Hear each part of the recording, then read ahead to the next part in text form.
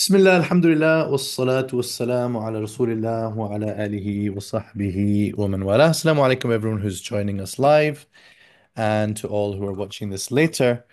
This is a special session um, along the lines of something that we've been doing over the past few months on the Patreon group for Ibn Ashur Center and for the Ibn Ashur project, or the project which is called Light of Assurance. If you're not so familiar with this project, let me just remind you of what it is. Here is our website, and here is Light of Assurance.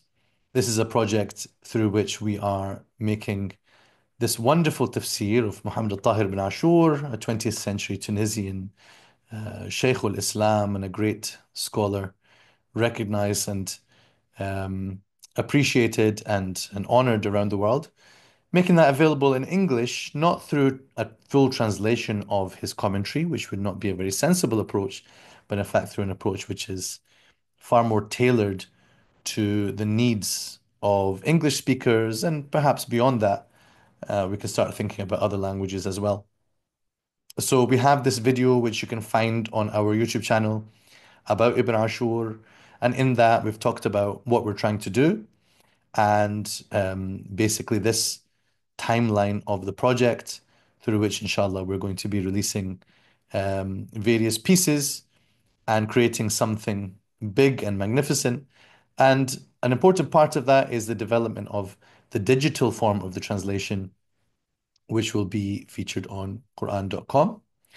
So we have our Patreon channel, of course, and we have plenty of people who are supporting us every month. We also have some people who have joined that for free. And so this is a chance also to see what it is that you can be supporting if you join one of the paid tiers. We can see here Surah Yasin. We have released already this surah just as a sample um, to kind of indicate what this will look like as a book. And, you know, this is a learning process for us as well, as a center, as a publisher. So from that, we've also decided on some things that we might change about the way that we present the material. But do make sure to download this, it's free. And we also have a course which you can do, which is not free, but very reasonable because it's Surah 36. So we made it £36. And with that, inshallah, you can go through the whole of that commentary in English. Of course, it would be a different thing if we were to study his tafsir in Arabic, which is something that, inshallah, you know, perhaps at a later date we can consider. But in the first place, we want to make the insights from this tafsir available in English. So, an important part of that then is the translation of the Quran according to Ibn Ashur's tafsir. So, if you've seen anything about our explanations of this project before, you'll remember that our purpose here is not to just copy and paste someone's Quran translation, although by all means it can draw upon work that was done before, it can have some similarities with that work, that's okay. But the point here is to have a translation which, in a way, is supposed to be Ibn Ashur's own translation. Now, given that he didn't translate into English, that means we are trying to take all the information and the instructions that he's left in his very, very detailed commentary and translate the Quran accordingly so that it's like if you were a Quran translator, if you were writing in English, what would he be writing? And what would he have me write as his student coming some 50 years after he passed away? Never, of course, having had the opportunity to meet him. I did meet his grandson, of course, as you'll have seen in that video made in Tunisia.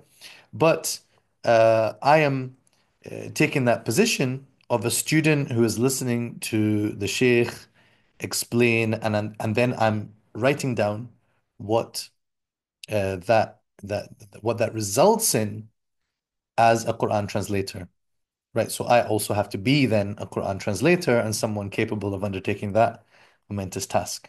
May Allah help me in that and help all of us in our team to understand accurately what Allah Azza wa Jal says, first of all, and then what Shaykh al-Tahir ibn Ashur has said about that, because he is, of course, one of the authoritative scholars in our tradition. So what we have here now is a different kind of presentation than I usually do with the Patreon group. And we are looking here at the translation. Um, and we jumped ahead a little bit because we have been going through Surat al-Baqarah and we've got past ayah 100 roughly. Now we're jumping ahead because we are entering into the month of Ramadan. So appropriately, we should study what these ayats tell us, right? So in the first place, when you look here, you are seeing something which is mostly quite a familiar style of Quran translation. So if I read that as it is, you won't have any big surprises. Maybe down below there will be a few things that seem unfamiliar. And inshallah, we'll explain that piece by piece. You who believe fasting has been prescribed for you as it was prescribed for those before you, so that you may attain to piety. So a lot of the translation choices here are similar to those taken by others you may have read before. An address to the believers, fasting, the act of fasting has been kutiba, literally written upon you, right?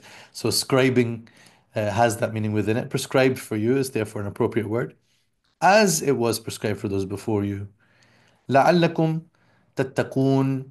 As we'll see, the word taqwa comes a few times in this passage, and then there are different ways that we have handled it in the translation. For a number of days. So what you're going to see very importantly is two features in this translation. Aside from, first of all, the fact that it is based on the Tafsir of Ibn Ashur. Um, these are not sort of randomly chosen words. They are words which reflect the explanations that he gives to the vocabulary. But then there are two things that will stand out. Number one, you start to see these little drop-down menus. Now, this is not necessarily the final way that you will get to experience this.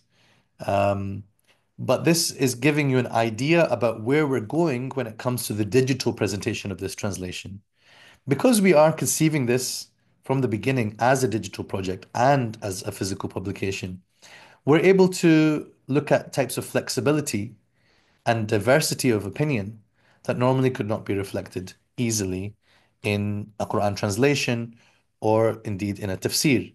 And what we are producing is somewhere in between or a combination of Quran translation and tafsir, right?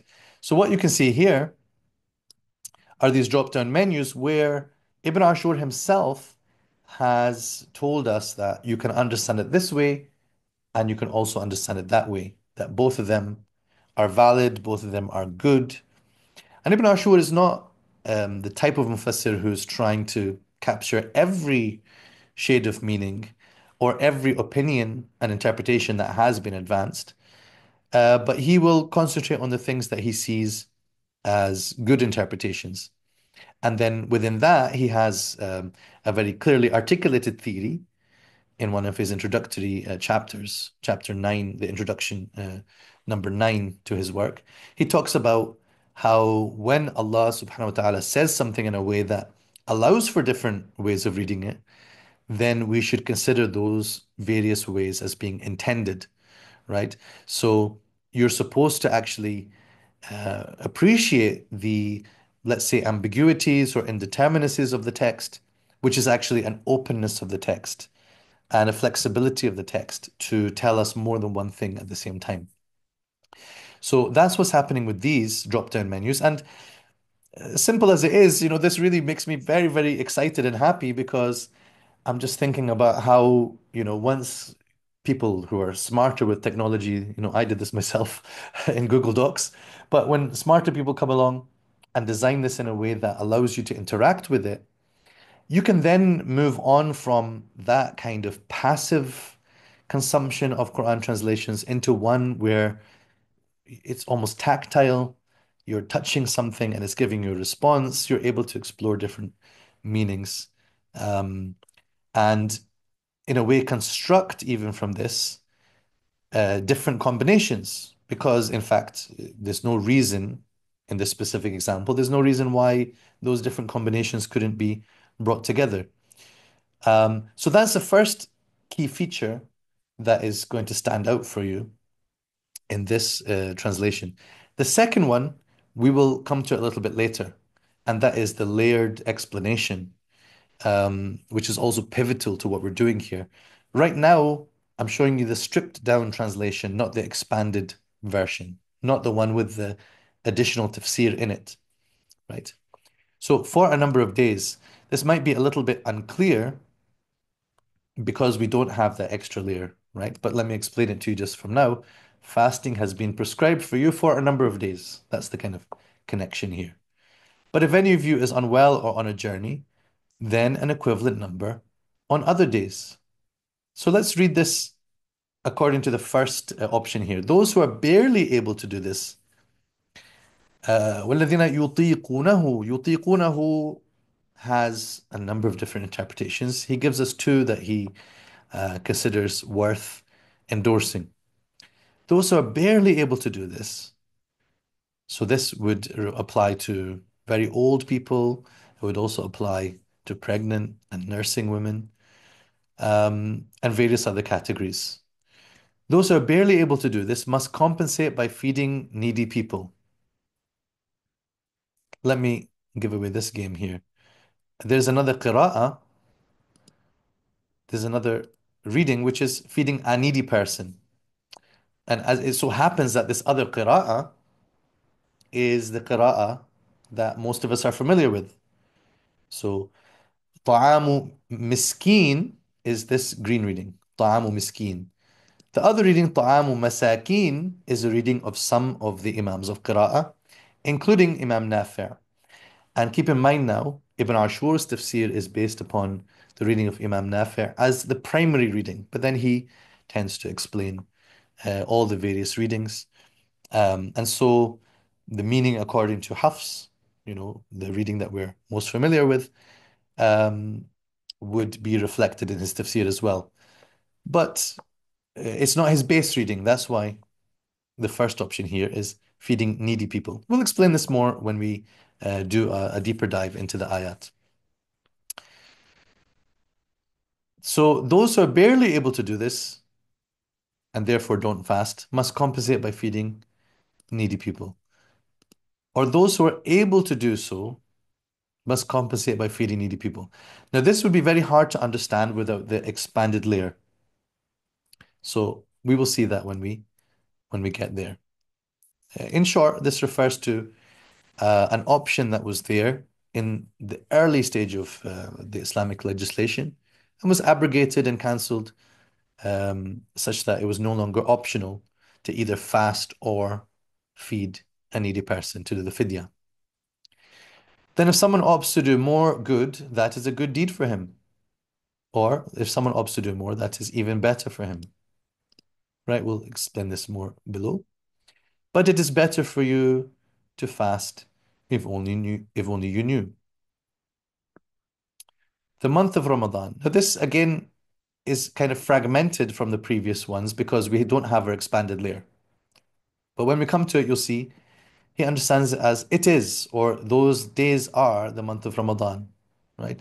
So fasting has been prescribed for you for a number of days, which are the month of Ramadan, in which the Quran was sent down as guidance for mankind and clear proofs, providing guidance and distinction.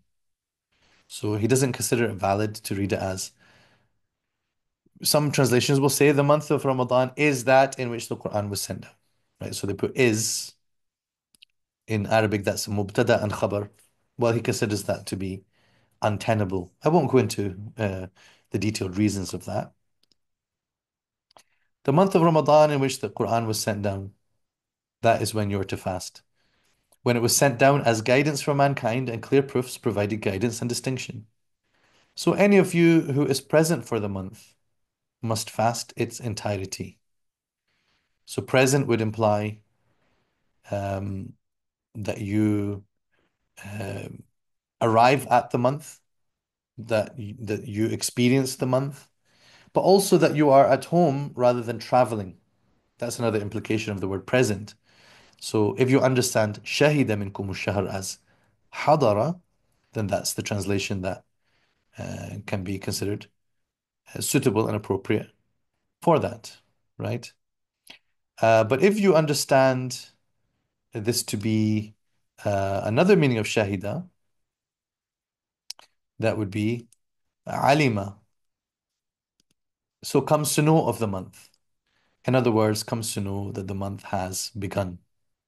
So any of you who comes to know that it has begun must fast its entirety. But if anyone is unwell or on a journey, then an equivalent number on other days. God intends ease for you. He does not mean to put you to hardship. And for you to complete the number of days, that is to say, He intends for you to complete the number of days and extol God for having guided you and that you might give thanks. And when my servants ask you about me, I am near and respond to each caller when he calls upon me. So they should respond to me and keep faith in me so that they may act rightly. So the other possibility within the translation before we expand it is like this. So they should respond to me and believe in me. Now, here you will not really see the difference between the two because the difference isn't really about believe and keep faith so much as it's to do with what is meant by respond. And based on that, what is meant by فَلْيَسْتَجِيبُوا لِي وَلْيُؤْمِنُوا بِي, how do the two relate to each other? We will only really see the difference between these two options once we look at the expanded layer. And then one more ayah which completes the set of ayat in Surah al-Baqarah about fasting. It is permitted for you to have relations with your wives in the night before each fast. Ar-rafath, right? So we had to look at what kind of expressions can be used in English. Bear in mind that even the Arabic terms are somewhat euphemistic, right? To have relations with your wives, ar-rafath, in the night before each fast. This is such a simple expression, but actually, in a way, so much clearer. Laylat al-Siyam, the night of the fast. If you would read in other translations, the night of the fast, you might think that means the night after the fast, but it doesn't. Even though through most of Ramadan, every night is both a night before and a night after. But what's meant is actually the night before the fast, right? The eve of the fast, you might say. But if I said eve, you might not really understand that we're talking about the whole of the nighttime, right? They are as garments to you as you are to them.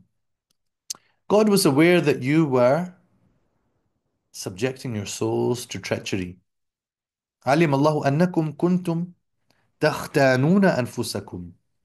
It's a very interesting expression and imagery. So the first translation based on that is that you are subjecting your souls to treachery. We'll have to come back to explain this and understand it.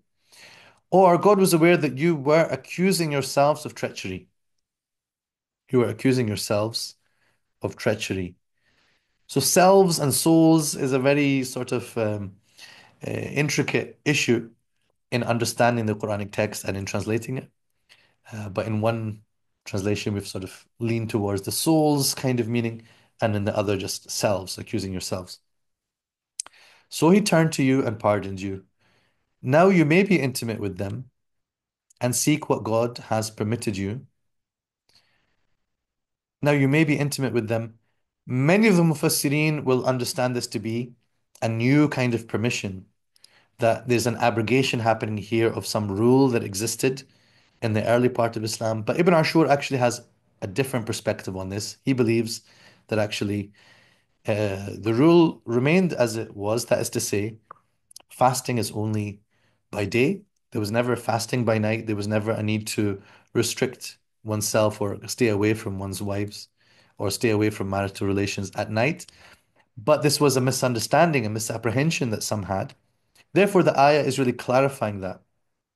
So we'll come back to this as well. Now you may be intimate with them and seek what God has permitted you, or seek what God may have destined for you, right? So these are two kind of famous opinions. Some have explained it as being about, having relations with the hope of having children, right? So we'll see that and understand that better with the expanded translation because what we're trying to do here in the unexpanded translation is reflect the words of the ayah with regards to what is explicit. Because in the layered translation, in the expanded one, we have much more freedom to show the things that kind of are between the lines or things that join the words together or things that expand very easily our comprehension. And eat and drink until you can discern the white ray of dawn alongside the black. Then continue the fast until nightfall. But do not be intimate with them during your devotional retreat in the mosques. Those are the bounds set by God, so do not go near them. Just like this, God makes his revelations clear to people so they may act with restraint, which is, of course, one clear sense of taqwa, لَعَلَّهُمْ يَتَّقُونَ, or they may attain to piety, which is another way that we have expressed this in some places. So why do I have them both here? Because when Ibn Ashur was explaining it, he actually alluded to both senses of taqwa in this particular ayah, that each could be appropriate in its own way, right? So that gets us to a sort of overview of the translation. Okay. From here, inshallah, what we'll do is we'll continue down this document in order to study each ayah more closely. And again, I've laid this out in a different way than I usually do with our study. There are some issues when pasting the text. I'm sorry about that. The Arabic text, it looked fine on my other computer. So here again, you who believe, fasting has been prescribed for you. Now, I have an idea with how this could work in terms of an audio experience, right? So let's say that before looking at this, don't look at this expanded one yet. Let's say that you just look here to the unexpanded translation, but I will read the expanded one. I will read it aloud. And that way you kind of get the best of both worlds. You can clearly see what are the bits that I'm adding in terms of tafsir, right? So let's try that. You look at the part that I've highlighted. You who believe fasting has been prescribed for you in Ramadan, as it was prescribed in various forms for those people of scripture before you, so that you may attain to piety and practice restraint, right? So do let me know if you've got any questions about the ayat that we are looking at. I have some notes, which are basically, again, the things that Ibn Ashur himself has talked about under the ayah. I wouldn't necessarily go into full detail about all those things. Anything that's linguistic and to do with the nature of the wording and so on, I've just tried to use the translation to carry those things. And wherever possible, simple points that can be conveyed in the expanded translation, we're also using the expanded translation to carry it, right? So that allows us to use the additional level of explanation, the additional commentary that might be in footnotes or in the digital format, maybe some question and answer, things to click on. We could use that for things that go beyond the general and linguistic understanding, beyond the issues that can be reflected in the translation. So, for example, he talks about some of the background and the history. We have here a clear indication in the ayah that fasting hasn't just been prescribed now for the Muslims as something brand new, but something which has um, some background. It has been given to other ummahs before this one, right? But importantly, not in this exact form, right? Nor is the ayah claiming that kama kutiba, that it's like it in every sense. Just in the general sense that fasting as a practice of spiritual discipline, and something of high value and benefit is something which has been known to people before, and Allah subhanahu wa ta'ala has given that knowledge to people before, right? So in Ibn Ashur's Tafsir, he talks a little bit about the practice of the Jews, to some extent the practice of the Christians, how those things are reflected in their respective scriptures. And then in the next ayah, he also goes on to talk about this practice amongst various cultures and civilizations, including, of course, the Arabs, and what did they know about fasting, and how did it come to be in the Muslim Ummah that it's understood from various narrations that before the month of Ramadan was instituted for people as an entire month of fasting, that there was fasting at other times, whether it was obligatory, whether it was optional and encouraged. There was the day of Ashura. There were perhaps the white days, the middle days of each lunar month, and things which people were practicing. And I can use the word practicing almost to say getting used to it as well, right? And that's a crucial point when it comes to the next ayah, according to the view that it is talking about something which is, another stage in the story of fasting, that perhaps in the beginning, Muslims were given the option to either fast or to give a fidya, which is to say a financial compensation, which is to feed a poor person, right? So we'll see in the next ayah that this is one of the ways to read it and understand it. So Siyam was known before. So when fasting is mentioned, kutiba alaykum as-siyam, he says, this is a term which had a meaning for people already. And then he explains what are the reasons for highlighting the fact that this has been prescribed for people before. Number one, it highlights the importance of this spiritual act, the fact that it is something which people have found value in, it has a lasting relevance, it is effective, it is tried and proven as a way of drawing closer to God. That's one sense of telling us about that. Number two, if the Muslims are going to find some difficulty in this, perhaps in the beginning, and always, of course, fasting involves a certain amount of hardship and sacrifice, and especially for people who are doing strenuous activities, work, striving, and even fighting in the way of God. So, to make that more manageable, just to understand that you're not the first people to have done this, right? If they can do it, you can do it, right? If that ummah could achieve it, you are better placed to do it, right? And that you could say is the third reason that he mentions. It encourages the Muslims to outdo the other nations, right? In a sort of a kind of pride of we are the best ummah that should outdo those who went before, right? So Rabia has asked me about the two senses of taqwa. So first of all, just to remind us about something we saw from the beginning of Surah al-Baqarah. In the beginning, Allah subhanahu wa ta'ala says about this book that is hudan lil muttaqeen, that is guidance for the muttaqeen. So Ibn Ashur is careful to explain this as not meaning the kind of highest level of taqwa as the quality of a believer, which is what I'm getting at in this translation as piety. Of course, piety in English has a number of meanings, some of which are actually useful and appropriate here.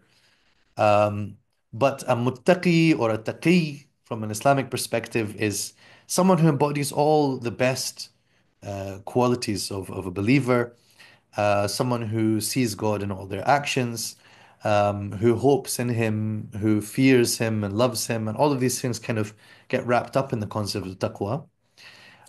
For that reason, a lot of translators have said things like being mindful of God, being conscious of God, um, which is also a very um, useful translation, which sheds light on an important aspect of it. It's just a notoriously difficult concept to try to capture in any one English term, right? So maybe having given up on the idea that there's one English term that serves the purpose, then we just see what is most contextually appropriate. And Ibn Ashur himself is sometimes indicating that, right?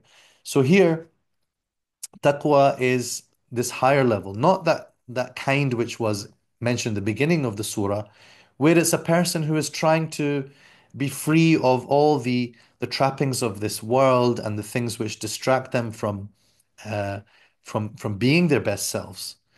A muttaqi in that sense, in the beginning of the surah, is almost like a truth seeker who is trying to find the right way, who is trying to avoid the things that are wrong, right? Because that's the kind of inherent sense within taqwa of guarding oneself and avoiding what is wrong, okay? Because you have to do that in order to actually see the truth when you encounter it, to recognize it and to follow it, right? Um, so here, the sense of attain to piety and practice restraint.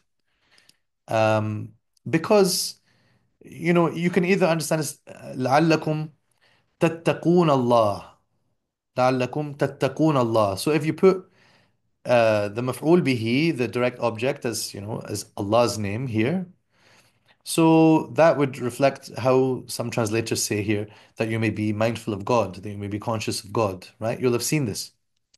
So that's one way that you can understand it. Another way is, تتقون something else, that you avoid something. You avoid sinful behavior. You avoid harmful things. And in some places, that will feel more like what the meaning of the expression is, and the translation then will reflect that. Or the way Ibn Ashur tells us in some places, it's as if tattaqun doesn't have a maf'ul bihi. It doesn't have an object, rather that you may be people of taqwa. So it's almost like a lazim verb without, that's to say, an intransitive verb. Tattaqun in the sense of being a muttaqi. And that's what we intend when we say that you may attain to piety, right? So it has been prescribed in various forms uh, to other communities for those people of scripture before you, right? Those who received revelation before. So sometimes, the things that I put in between are like super obvious, but I do try to think about someone who maybe read this without being able to join the dots or to read between the lines. Why not put it there? It's not serving every person, but it will definitely serve someone, right? You who believe. Fasting has been prescribed for you in Ramadan because he does understand overall that this passage was revealed as one continuous discourse. He generally is preferring that view, although he does accept the possibility of abrogation in the next verse. But generally, he's saying that this is not about fasting on Ashura or the white days or anything like this. Rather, it is about fasting of Ramadan. So by saying that here, we're signaling, something which is a whole discussion in his tafsir. Another thing that he does talk about here, which I'm not going to go into, but you could find if you want to read his tafsir in Arabic or later on our summary in English, is how fasting does develop taqwa, right? How it trains a person to avoid sins.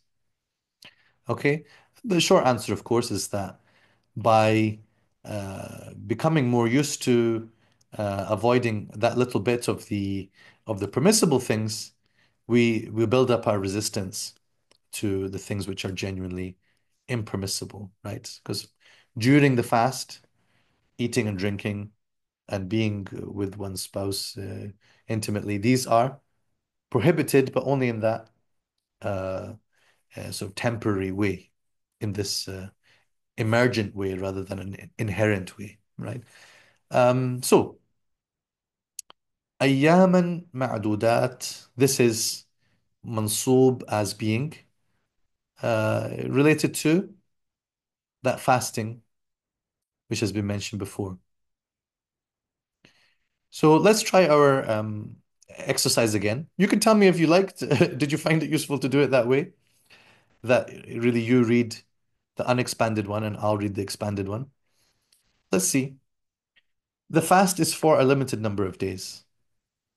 But if any of you is unwell or on a journey and breaks or misses any fasts, Then an equivalent number are to be made up on other days outside Ramadan. So I feel like having now spelled those things out, it just becomes so much clearer, right? Because if you're unwell or on a journey, it's not necessarily the case that you will break your fast or miss your fast. So it's an implication then that if you are ill or on a journey, that you may do so. And some of the scholars, they have different points of view about sort of, is it better when you're traveling? Is it better to fast if you're able, or is it better actually to take the dispensation, the rukhsa? These are different points of view. And the ayah allows for both understandings, right? So the expanded version then just clarifies that if any of you is unwell on a journey and breaks or misses the fast, then an equivalent number are to be made up on other days outside Ramadan. Now, what I've done here in this presentation here is instead of continuing with this whole drop-down menu situation, I have, adopted um, bullet points. This is just a kind of test to see, how this looks, and maybe this allows us to be able to use it for teaching notes, for example. I don't think it quite works for a book format yet, but the idea here is we will read this as a joined up discourse, but whenever you see a bullet point that tells you it's one or the other, not both simultaneously, right? So the fast is for a limited number of days. We've done this. Those who abstain from fasting because they are barely able to do this must compensate by feeding needy people, one for each missed day. Now, I'm not saying here that this number one is linked to this number one and this number one. You can combine these in different ways. And in some ayat, there may be combinations which become invalid combinations of options. And that's a bridge that I'll cross when I come to it. I didn't yet encounter this problem. But the obvious solution is to actually just give the option for the whole ayah and not for the pieces of it, right? So those who abstain from fasting because they are barely able to do this, let's say this is the ruling which remains an operational ruling. وعلى الذين يطيقونه. So itaqa can imply just although it contains the sense of ability, it's a type of ability which is like the absolute strained part of it, the limit of your ability. So someone who's very old maybe can fast, but it's immediately going to be, it's going to cause them ill health. Someone who's pregnant, I don't want to get into the fiqh details here because it can be quite a complex matter. Some people who are pregnant do fast, and this can be fine for them. It depends on the person and different things, right? Uh, okay, so Rabia is asking about or and. Um, well, you're suggesting here, I say, if any of you is unwell on a journey and as a result breaks from misses, I think that would just be further spelling out what's here. The and for me is already meaning and as a result. Um, but as a result is maybe not the best way of putting it because going on a journey is not as a result of that I'll break the fast, but uh, taking the rukhsa, taking the dispensation is a choice also, right? Um, and you can therefore decide not to fast for that reason. But I'll give some thought to your point, regardless.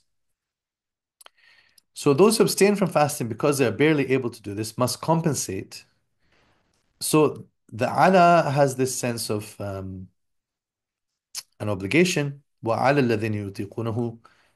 Those who abstain from fasting because they are barely able to do this must compensate by feeding طعام مسكين in the reading of Hafs and others, طعام مساكين in the reading of the other قراء.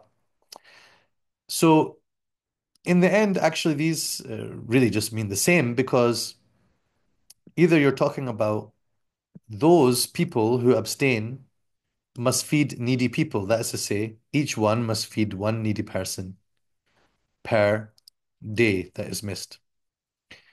Um, but if you say طعام مسكين in the singular, as we have in the reading of Hafs and others, this means those who abstain from fasting, that's a collective, that's a plural, must feed one needy person per day each, right? So each of them would be understood in the translation as they are easy to understand in the Arabic, right?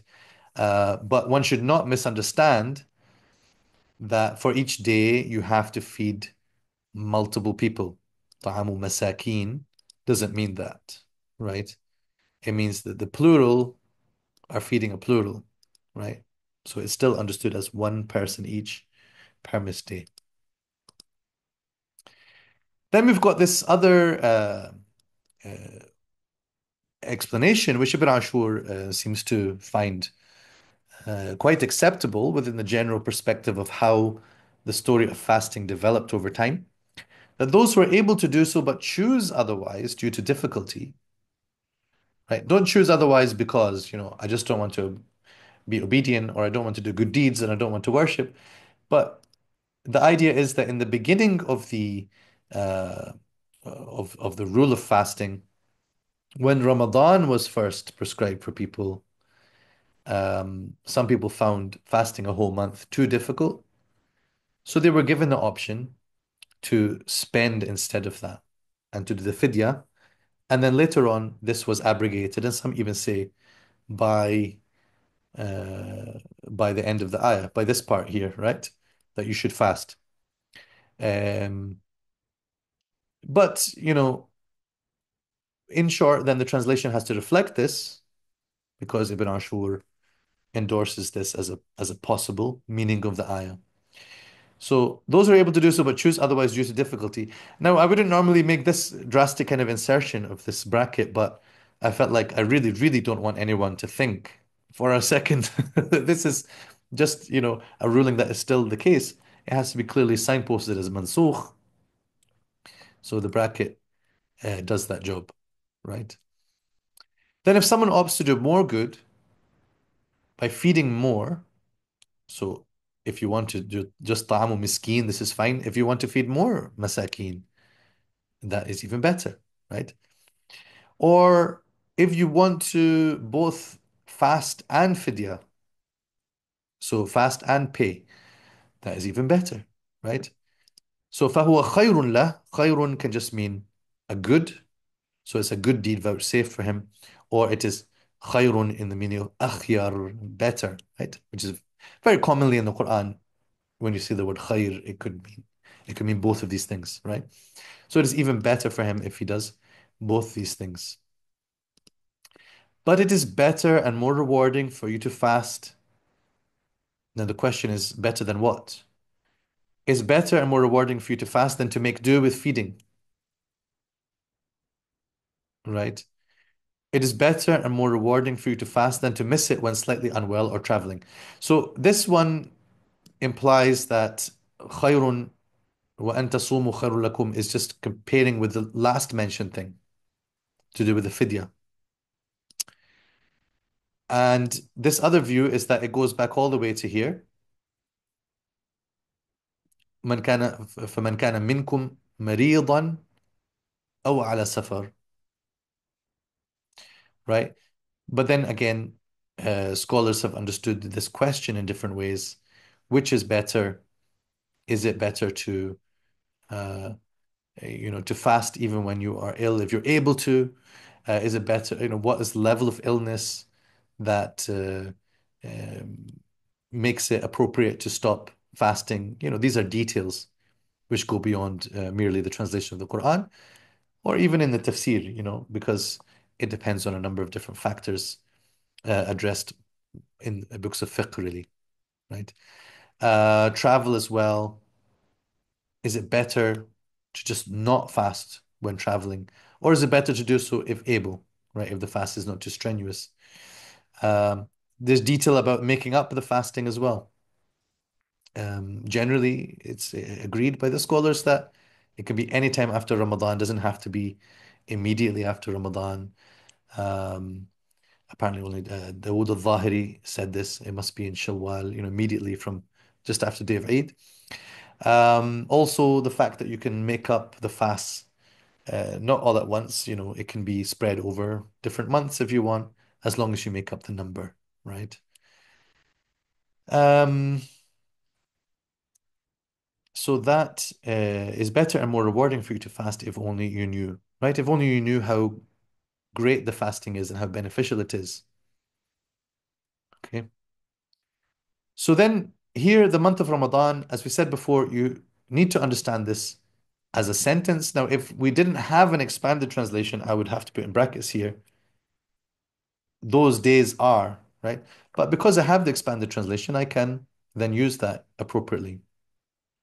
Those days, those numbered days, those few days that were mentioned before comprise the month of Ramadan in which, some years ago, the Quran was first sent down to your Prophet as guidance for mankind and clear proofs, providing guidance and distinction between truth and falsehood.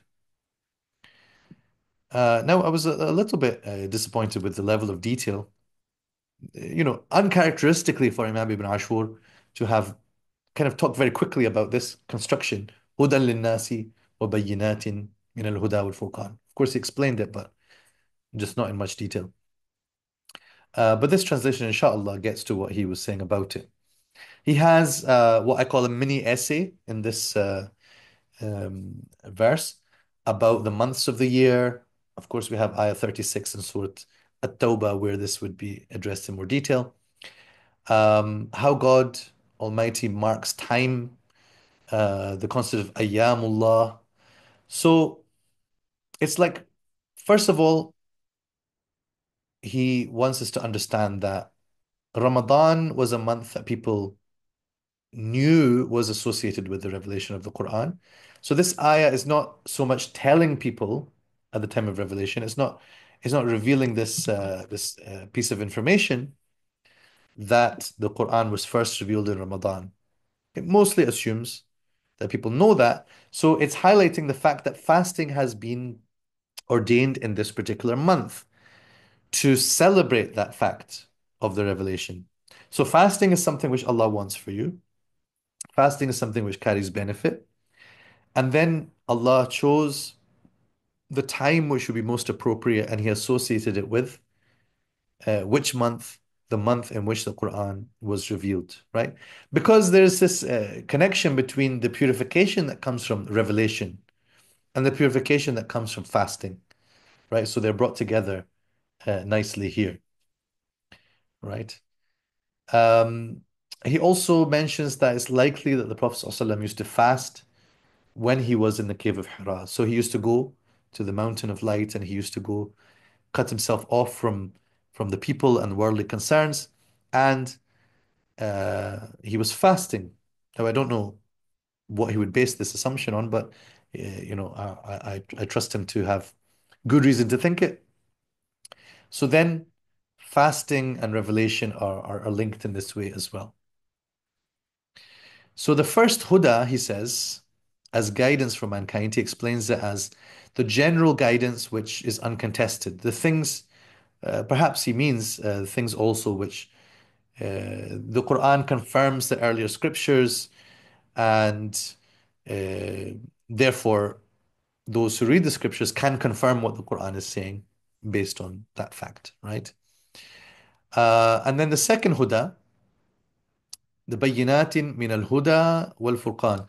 So this point here is about how the Quran contains the arguments which establish the oneness of God, the truth of the Prophet Muhammad sallallahu alaihi wasallam, and these details, which then the Furqan came up earlier in ayah 53 as something which is given to Musa alayhi salam.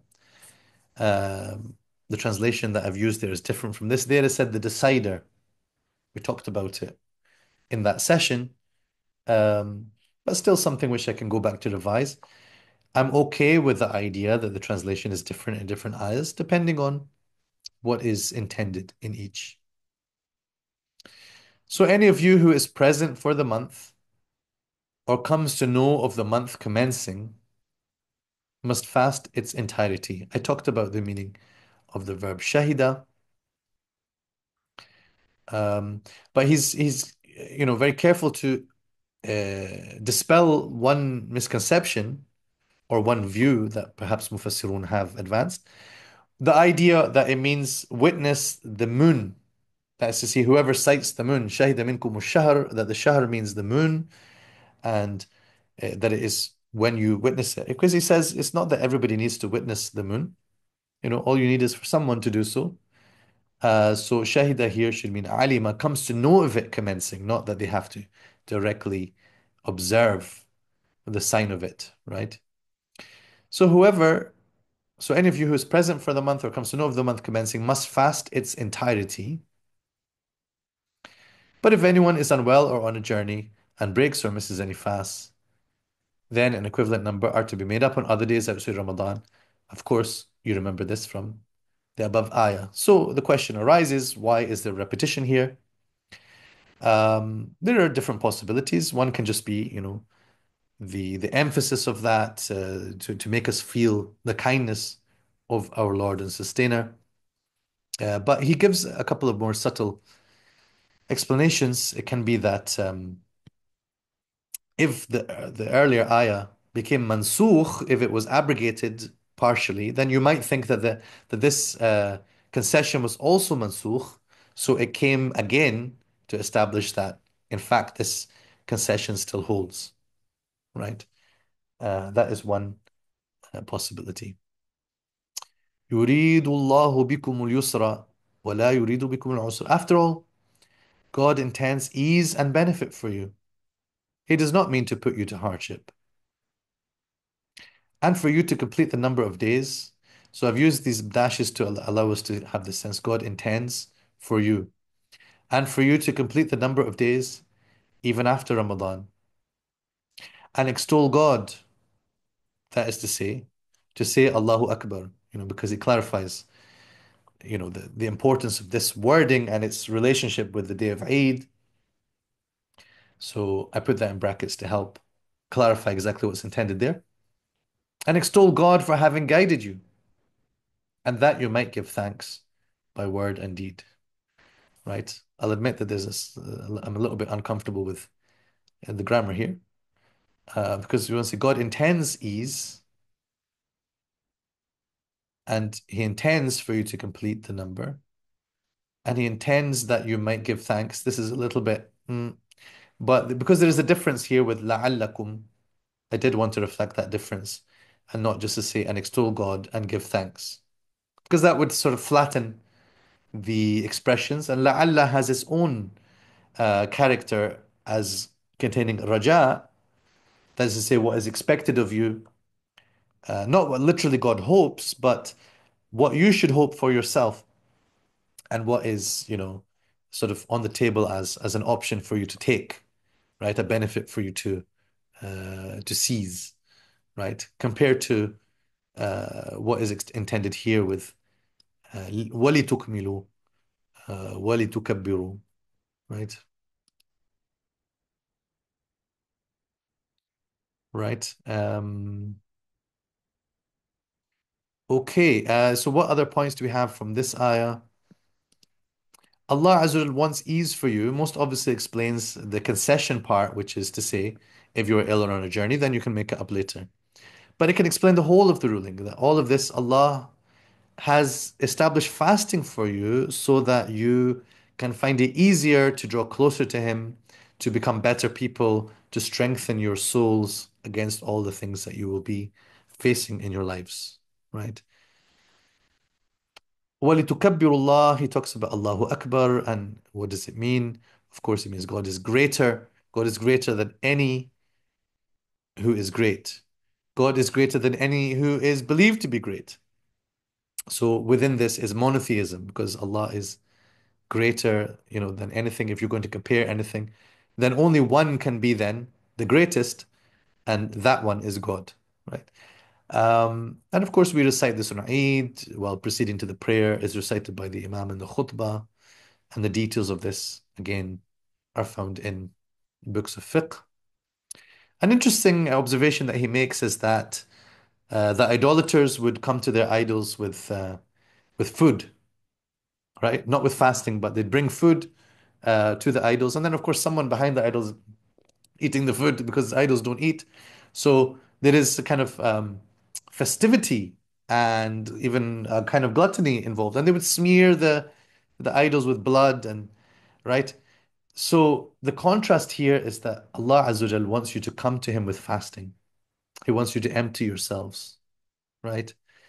And لَعَلَّكُمْ تَشْكُرُونَ, you might give thanks by word and deed. And he says this even includes on the day of Eid, that you dress nicely to come to the prayer, that this is an expression of thanks, right? وَإِذَا سَأَلَكَ عِبَادِي عَنِّي فَإِنِّي قَرِيب. And when my servants ask you about me, so let's see the expansion here. And Prophet. So you see here then, it might not be so obvious in the unexpanded because who's the you?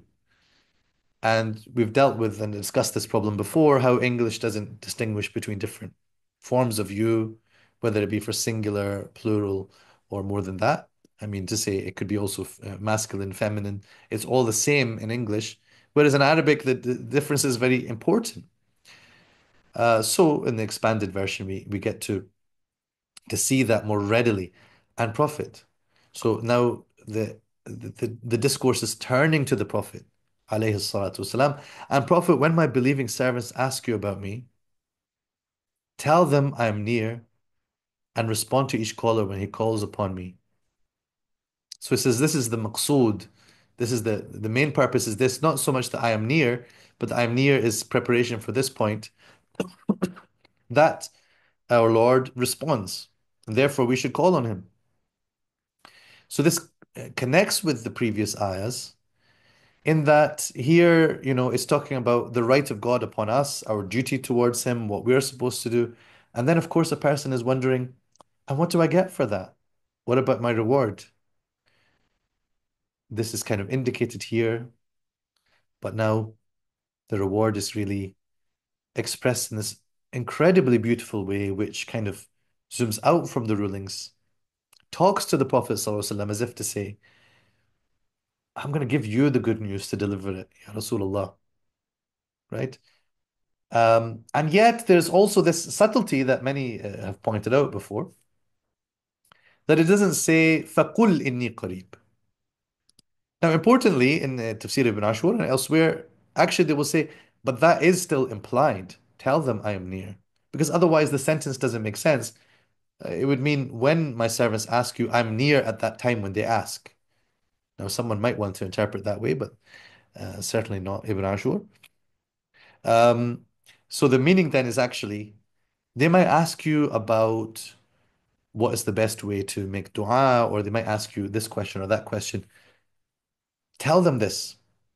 But in fact, in the ayah, it's as if to say, I'm going to just give that answer directly, right? Even though I'm honoring you with this address, but I'm honoring my servants also by giving them the answer, almost making them forget that there's anything but their own relationship with their Lord and Master, right? Um, so Ibn Ashur says people might be wondering about their reward and feel shy to ask. So it's almost implying they will ask if at some point they ask, but maybe they haven't yet asked. Why have they not asked? Because the servant is shy to approach with this question. The sense of the connection is so that you might give thanks, لَعَلَّكُمْ تَشْكُرُونَ. You might give thanks and call upon me, so I will respond to you. This is the main point that's being made. But it's done in this amazing rhetorical way of announcing the closeness of Allah to His servants, and also makes the point universal beyond the specific aspect about fasting and the month of Ramadan. That this is true in general. Although he gets into a little bit of detail about the fact that we do know that Um, there's different ways that Allah responds to a caller. Not everybody gets everything they ask for all the time, but that is, something which has, of course, more detailed explanations elsewhere. Right. He says it indicates also that fasting people are likely to be heard, that Ramadan is blessed for prayers, and we should pray after each day of fasting. Right. So let's see then what's intended by فَلْيَسْتَجِيبُوا لِي وَلْيُؤْمِنُوا بِي. The first possibility is, so they should respond obediently to me. They should respond to me by doing actions of obedience and keep faith in me. وَلْيُؤْمِنُوا بِي. So, of course, by obeying Allah, there is an implication that you already believe in Allah. So, وَلْيُؤْمِنُوا بِي then doesn't say they should come to believe in me, but then it's better expressed this way. So they should respond obediently to me and keep faith in me throughout all these actions so that they may act rightly. لَعَلَّهُمْ يَرْشُدُونَ. That's the first possibility. The second possibility is that the istijaba, the response that the servant is asked to give, contains the call to faith. Think about Surat Ali Imran towards the end. إِنَّنَا سَمِعْنَا مُنَادِيًا يُنَادِي بِالْإِيمَانِ أَنْ آمِنُوا بِرَبِّكُمْ فَآمَنَّا. There's this beautiful dua where the servants are saying, we heard a caller inviting us to faith. So we had faith, so we believed, right? So respond to the call. Yeah. Elsewhere you can find the same beautiful imagery. Allah is calling. Allah is calling, right? استجيبوا لله وللرسول إذا دعاكم لما يحييكم. Respond to Allah and the Messenger when they call you, or when He calls you, to what gives you life, right?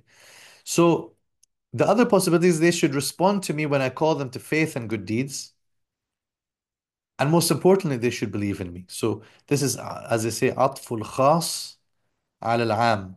So the response is in faith and good deeds. But then the thing which is highlighted as the most important is وَلْيُؤْمِنُوا بِي فَلْيَسْتَجِيبُوا لِي وَلْيُؤْمِنُوا بِي لَعَلَّهُمْ يَرْشُدُونَ. So we have one more ayah to go through.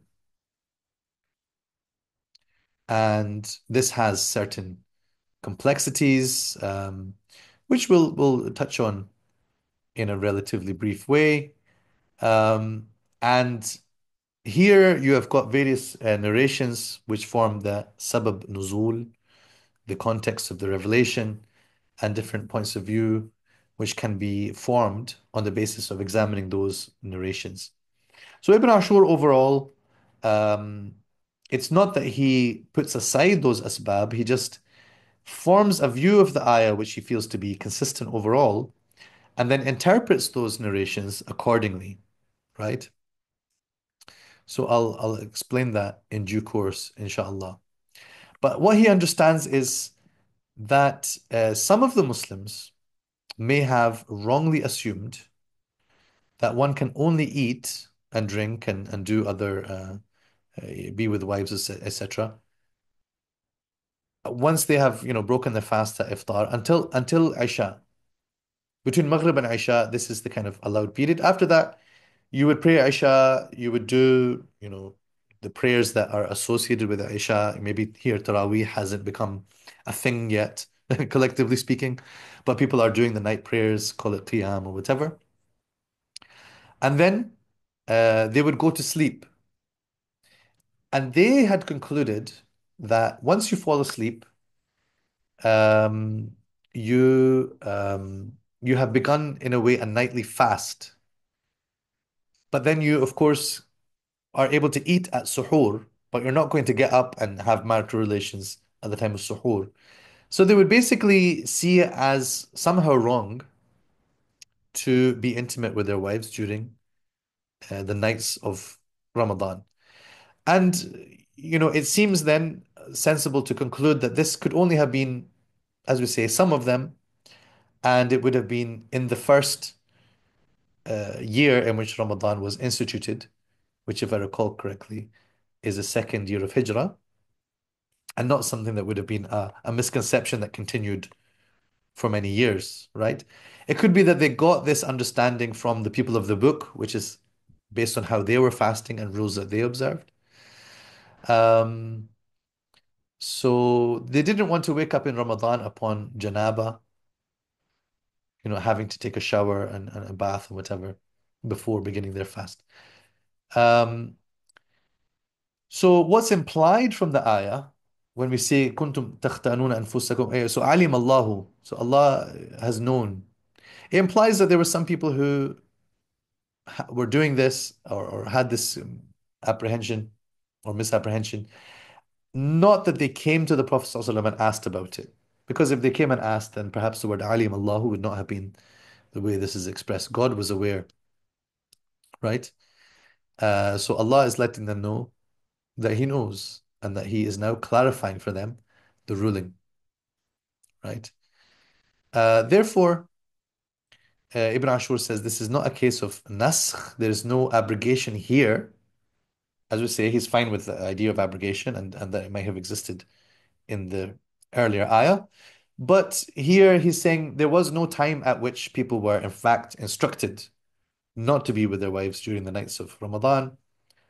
Rather, this ayah is clarifying the ruling as it always was, right?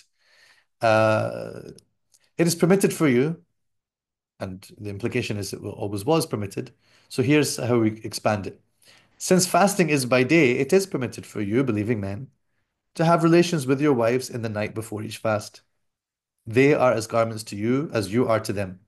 So this has a kind of ta'leel effect. It explains the rationale behind something because here the meaning is it's difficult for you to be lying with your wives and you're in the same bed and then you're told, to abstain from each other. This is not what Allah is asking you to do, right? To abstain from them in the day when you're out doing your work and in the masajid and with the Messenger sallallahu alaihi wasallam, and that is what He's asking you. He's not telling you lie with them at night, but be apart from them, right? So you are garments to each other. A very beautiful imagery, which Ibn Ashur says is one which perhaps existed amongst the Arabs, but the Quran gave it a new life, this beautiful imagery of being garments to each other. God was aware that you were subjecting your souls to treachery, or that you were accusing yourselves of treachery. So here the expanded translation is maybe not going to carry this whole explanation. So let me explain what is intended here. كنتم تختانون أنفسكم. تختانون can simply mean betraying. And elsewhere in Surah An-Nisa, verse 107, for example, it does mean betraying, right? As a strong sense of khiyana is ikhtiyan. But here he says what's intended is one of two things. Number one, subjecting your souls to treachery. So let me try and summarize what he's getting at here. He says, it's as if you have spoken to your souls and misinformed them that this act was illicit. But then sometimes your desire, your need for intimacy with your wives overtook you. So you would be with them. But while doing that, you felt that you were having to do it guiltily, right? So you were making your souls guilty of something which in fact was not a cause for guilt. But you subjected them to treachery. That's you made them feel, you made your soul feel that it was disobeying Allah when even it was not in fact the case, right? Or علم الله أنكم كنتم تختانون, accusing yourselves of treachery. So whenever you did in fact have some intimacy with your wife, you would feel guilty and you would accuse yourself of treachery or hypocrisy or something like this because you had failed to adhere to the command. فَتَابَ عَلَيْكُمْ, so He turned to you in mercy and pardoned you. Now, unfortunately, this is a part where, strangely, Ibn Ashur actually didn't comment on this phrase, so I've had to just sort of understand within the broader sense how that would fit in. Um, It can simply be that he's, taba alaykum, he's had pity on you, if I can put it that way, just as an English expression, right? Um, and he has pardoned you from, almost the chains of anxiety that you've tied yourself in, right? But maybe also afa ankum, that you did something wrong, because this is my own theory here. Um, the fact that it was, in fact, the fact that it was allowed for you to be with your wives doesn't change the fact that you thought it wasn't and you still did it.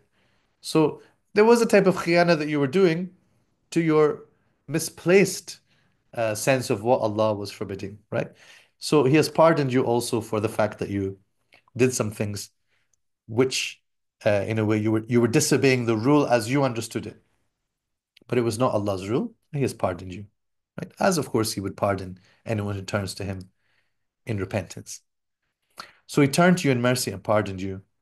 Now that you know God's ruling, you may be intimate with them without guilt, right? So he wants to say, Ibn Ashur is saying, don't understand this as now, فَالْآنَ بَاشِرُهُنَّ, like now you are permitted. Because other scholars will explain it that way. Now you are permitted to do this. He says, فَالْآنَ بَاشِرُهُنَّ means, now that you know God's ruling, you may be intimate with them without guilt. And seek what pleasure God has permitted you. So that in itself, the intimacy is the talab. وَابْتَغُوا مَا كَتَبَ اللَّهُ لَكُمْ. So the seeking, talab, is the explanatory word of what has God has permitted you. كَتَبَ اللَّهُ لَكُمْ is then one way of understanding. كَتَبَ اللَّهُ لَكُمْ has permitted you, right? Or be intimate with them and seek what progeny, what children God may have destined for you. كَتَبَ اللَّهُ لَكُمْ can be understood in that way as well. And eat and drink. So this is sort of within the night. You can do all these things by night. You can be with them. And you can eat and drink. And there's a limit to that time of eating and drinking until the time when you can discern the white horizontal ray of dawn alongside the black line of night. I added the word horizontal, by the way, not from Ibn Ashur, because I think it's important to help clarify this. Um, then continue the fast until nightfall. Now, as you probably know, the Arabic expression here is al-khayt al-abyadu min al-khayt al-aswadi min al-fajri. So khayt literally is thread. And here we are. حتى يتبين لكم الخيط الأبيض من الخيط الأسود من الفجر. Okay? So the word khayt means thread. So some of the scholars, or many of the scholars, you may say, would explain that the literal sense is thread, but the intended sense is something else. That's to say, it's being used figuratively for that light, that whiteness which can be seen on the horizon at the time of al-Fajr al-Sadiq, the genuine Fajr, as opposed to the sort of dispersing, burst of white light that comes up earlier than that at al-Fajr al-Kadhib.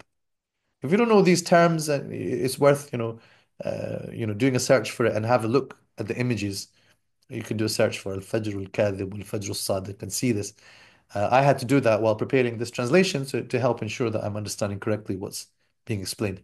So, al-Khayt al-Abyad could mean the white thread versus the black thread, and therefore the translation would reflect that if Ibn Ashur agreed with the view that this is a word being used in a figurative sense. And this could be supported by the fact that there are these narrations from certain Sahaba that they misunderstood and took it literally and thought that they are supposed to have a white thread and a black thread and be able to tell them apart. And once it's light enough to tell them apart, now it is Fajr time and the time for imsak, to start fasting. However, Ibn Ashur's point of view is al-khayt is a term that has more than one literal meaning, we may say. So the mistake that people made was to see the wrong literal meaning when they should have taken the other literal meaning. This is a mushtarak, a word which has more than one meaning that can be designated as primary, but just in different contexts. Okay, So then, accordingly, I should not translate it as thread because if I do that, I lose that whole point that Ibn Ashur was arguing for, right? I could get away with it maybe, but I feel I want to reflect his understanding. That is what our project is always trying to do, right? So then he wants to see the khayt as being the shu'a, the ray, but this means, the horizontal line which appears at al-fajr as-sadiq. So when you can discern the white horizontal ray of dawn alongside the black, I can't say black ray, that won't make sense. Neither do I want to say black thread, but we want to say the black line, which would be the part which is adjacent to the white, right? So in the expanded translation, we've got here, the white horizontal ray of dawn alongside the black line of night. Um, so this was difficult, but I think this is working okay. Then continue the fast until nightfall. So of course, in the majority view, contrary to the Shia, for example, who see it really has to be night per se. Generally it's understood to be the Maghrib time. Okay, and for sure, Ibn Ashur is of this view. It means Maghrib, it means the sunset. So al-layl here, of course, the beginning of layl is sunset.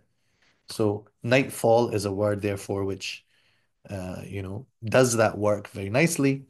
Um, I'm pretty sure it was used before this by Professor Abdul Halim. A lot of the words from here, have been used by him before. He's my professor. Don't be surprised if I agree and like a lot of his wording. But then our bigger task is to align these things with the explanation of our Mufassir, Ibn Ashur. May Allah have mercy on him. So, min al-fajri, he understands as being the ray which stems from the arrival of dawn, right? So, the white ray of dawn is just a concise way of getting that sense across in English, and I think it works fine. Um, so there's a hadith there's two hadiths. One is from Sahl ibn Sa'ad, which seems to imply that the word min al-fajri were revealed later. But Ibn Ashur has a nice explanation whereby he says the incident of Sahl ibn Sa'ad must have happened very early on, probably in the first Ramadan that was being observed, the second of Hijrah. At this time, they were fasting the other fast, not Ramadan. Sorry, let me clarify that. The hadith of Sahl ibn Sa'ad would refer to a time before Ramadan was instituted, which was in second of Hijrah. So it was earlier than that. So fasting that was being done on Ashura or on the white days or something else. And these ayat of al-Baqarah had not yet been revealed. Therefore, min al-fajri hadn't been revealed. But it's not that later on the words min al-fajri were revealed separately and inserted into this ayah. Rather, what they were getting at, what they were saying, and then the riwayat of the hadith may have not preserved this quite precisely. The idea is later on this whole ayah came and clarified the issue of the limit for suhoor and the beginning of the fast, right? So then what happened with Adi ibn Hatim, he embraced Islam in the year 9 or 10 of the Hijrah. So his incident must have happened years later, once people have been observing Ramadan for years. Therefore, it just seems that he, was kind of a bit isolated or whatever, and made this mistake in his home that he used to keep a white thread and a black thread under his pillow. And he mentioned this to the Messenger, Sallallahu and it's very, very sweet and nice the way the Prophet told him that he's wrong. Um, he says, you're keeping the khayt al-abyad wal khayt al-aswad under your pillow, then you must have a really massive pillow. وسادتك إذا لعريضة, something like this. So he says your pillow must be really, really wide. as if to say, "Oh, you're going to keep the entire like sky under your pillow. It must be a massive pillow." But also, what makes it extra witty, if I can put it that way, is that the idea of having a wide pillow implies having a wide qafa or the back of your neck, which is associated in the Arab culture with um, silliness, right? Foolishness. So you're very silly, Adi. I'm sure said lovingly and sweetly to him. But also, your pillow cannot encompass the khayt al-abyad and khayt al-aswad, which is intended in the ayah, is not about threads. It is about the line of light against the darkness, right? Um, so this goes back to the issue of, being with wives, but do not be intimate with them during the nights of your devotional retreat in the mosques. وأنتم عاكفون في المساجد. Ibn Ashur actually doesn't go into much detail here about i'tikaf, but he points out that, this is an evidence that i'tikaf has to be in the mosques. تلك حدود الله, those are the bounds set by God, so do not go near to violating them. So hudud are limits, boundaries, edges, and what's implied here then is these times, so God has set you times for you to observe and to stay within. And then also in the i'tikaf, there's a certain boundary which is being given here to observe the rules of that i'tikaf and not go near to violating them. And then he says here, let's look at the Arabic as well. تلك حدود الله فلا تقربوها كذلك يبين الله آياته للناس لعلهم يتقون. Here he says this is a kind of general point generalizing from how Allah Azza wa Jal has here explained these ayat, explained these rules for people. Just like this case of fasting, God makes all His revelations clear to all people, so they may, and this is the two senses of taqwa, they may act with restraint based on knowledge. So they know what not to do, and then they won't do it. And so that they may attain to piety through obedience, Allah has given us the way to obey Him, the way to please Him. And all of this results in us becoming the people of taqwa. May Allah make us among them and fill this month with all the blessings of obedience and worship and enlighten our hearts with the Quran and draw us ever closer to Him. وصلى الله وسلم على سيدنا محمد وآخر دعوانا أن الحمد لله رب العالمين.